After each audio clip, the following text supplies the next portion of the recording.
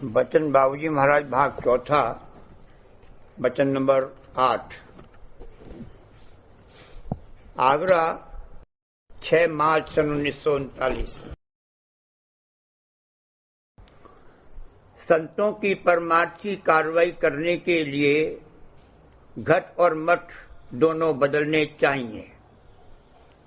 काल को आजादी है कि वो जितना चाहे परमात्मा में विघ्न डाले।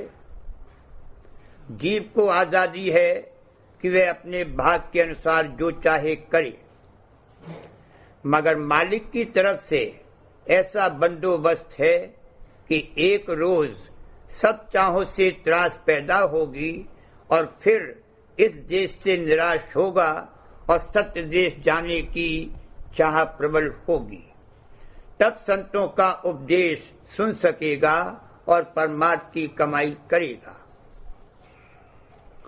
संतों के परमार्थ की कार्रवाई बनने के लिए अंतर और बाहर दोनों में तब्दीली आनी चाहिए, यानी घट और मठ दोनों बदलने चाहिए।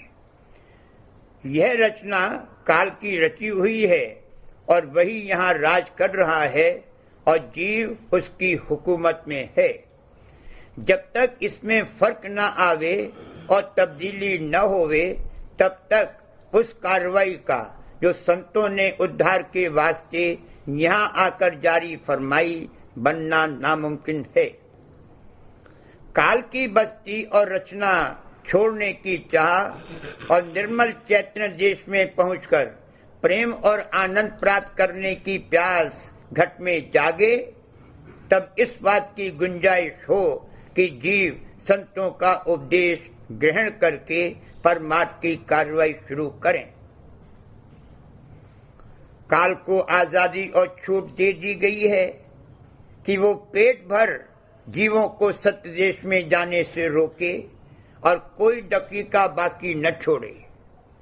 जो कुछ रुकावटें वह जीव के उद्धार की कार्रवाई में डाल सके डाल ले और भरपूर अपनी ताकत लगा ले।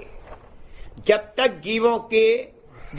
तक जीवों में काल अंग बाकी है, तब तक वह अपना असर जीवों के हृदय पर पहुंचा सकता है और जीवों को संतों की शरण लेने से रोक सकता है।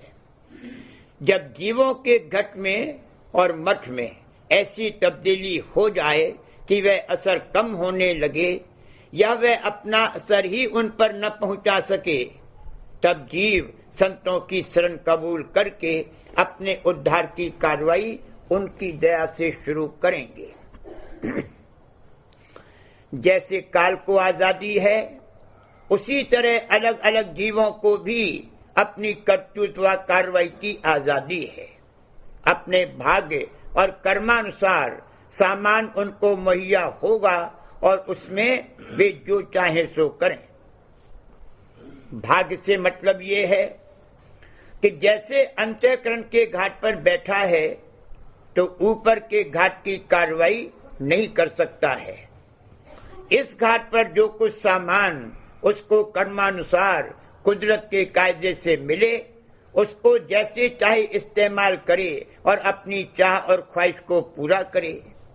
इसमें कोई दबाव या जबरदस्ती नहीं की जाती।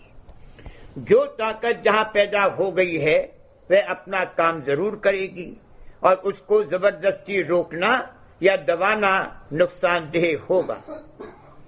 जब तक खुद किसी काम के लिए राजी न हो और न चाहे, तब तक दबाव से किसी काम के करने का नतीजा पायदार नहीं हो सकता।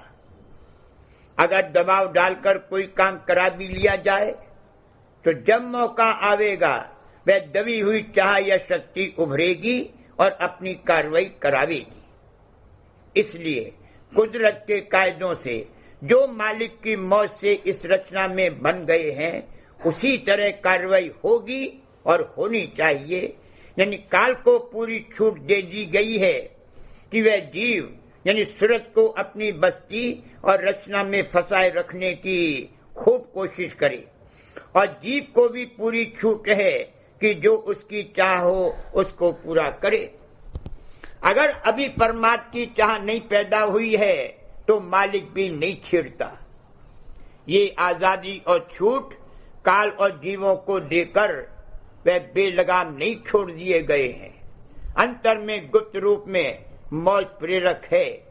आखिर में सबका नतीजा मौज से यही निकलेगा कि जो चाह काल और माया के देश की जीव में बसी हुई है वो यहाँ बच कर और कार्रवाई करके खारिज हो और स्वर्ग की असली आस और प्यास जागे और वह सत्य देश को लौटे। जो चाह होगी वही काम करेगा और उसी में कामयाबी हासिल होगी। दूसरा काम न कर सकता है और न उसमें कामयाबी ही हासिल होगी। अगर इसको ये चाह हो कि मैं बादशाह बनूं तो जरूर बन सकता है, बशर्ते कि वह चाह प्रबल और पुष्ट हो। चाहे जाहिर में कुछ सामान उस चाह को पूरा करने का न हो, लेकिन अगर वह पुष्ट हो गई है तो आप से आप वह सामान पैदा हो जाएगा। उस चाह को पूरा करने वाली ताकत का जो देवता और धनी है उसकी वह अंतर में गुप्त उपासना कर रहा है। अलबत्ता अगर उस देवता या धनी से अंतर में सिलसिला नहीं जुड़ा है या टूट गया है तो वह चाह पूरी नहीं हो सकती। हजारों मिसालें दुनिया में देखने में आती हैं।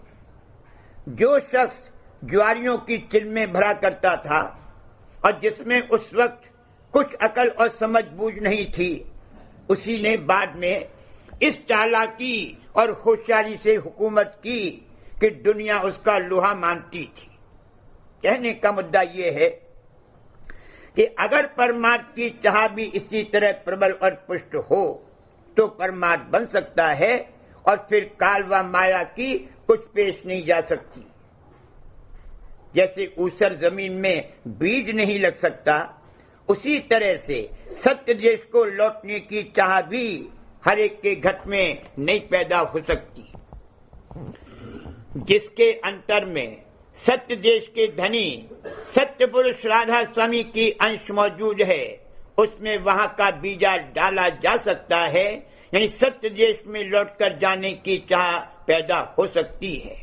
काल और माया में ये चाह नहीं पैदा हो सकती क्योंकि उनका सत्य देश से सिलसिला कतई टूट गया है। अगर वे सत्य देश में ले जाए जावें और उनको वहां का निर्मल प्रेम और आनंद बख्शा जावे तो उनको तकलीफ होगी। यही अंग रखने वाले कुछ जीव भी हैं जो काल के जीव कहलाते हैं। काल जो कि एक बड़ी शक्ति है, उसके वे अर्दली हैं। असल में केवल एक चैतन्य है, उसी की कमी और बेशी के सब रूप हैं। चैतन्य में कमी होते होते इस घाट पर आकर इतनी कमी आ गई कि यहाँ जो हम ठोस चीज का इम्तियाज करते हैं वह उसी का रूप है। वही माया यानी मादा है। इसी तरह रचना के किसी दर्जे पर पहुंचने के बाद चैतन्य में जो न्यूनता आई, उसकी वजह से वहां वह रूप में पैदा हुआ जो कि लौट कर नहीं जा सकता और उसी का नाम काल है। बहुत से लोगों का ये मत है कि रचना नीचे से होती हुई ऊपर को गई है, यानी उनका कहना है कि न्यून चैतन्य से रचना होते होते विशेष चैतन्य वाली रचना हुई और इस तरह वे लोग जानवर से मनुष्य की रचना हुई बतलाते हैं। इस कहने की बेहूदगी इसी से साबित हो जाती है कि अगर जानवर से तरक्की करके इंसान बना तो इंसान से खुदा बना होगा, न कि खुदा से इंसान। उनके कहने के माफिक तो ये नतीजा निकलता है कि खुदा ने इंसान को नहीं पैदा किया बल्कि इंसान से खुदा पैदा हुआ। ये तो अंधेर है। दुनिया में ऐसे ही लोगों की तारीफ और महिमा होती है और वही बड़े आलिम और अक्लमंद समझे जाते हैं। बड़े मरकज से छोटे मरकज बनते हैं, न कि छोटे मरकज से बड़ा मरकज। रचना ऊपर से होती हुई नीचे को आई है। अलबत्ता ये जरूर है कि जिस चक्कर में है उसमें रहट के समान चढ़ता उतरता रहता है, मगर जब एक चक्कर से निकलकर ऊपर के चक्कर में चला जाए तो फिर नीचे के चक्कर में मामूली तौर पर उतर कर नहीं आवेगा, फिर उस दूसरे चक्कर में उतार चढ़ाव हुआ करेगा।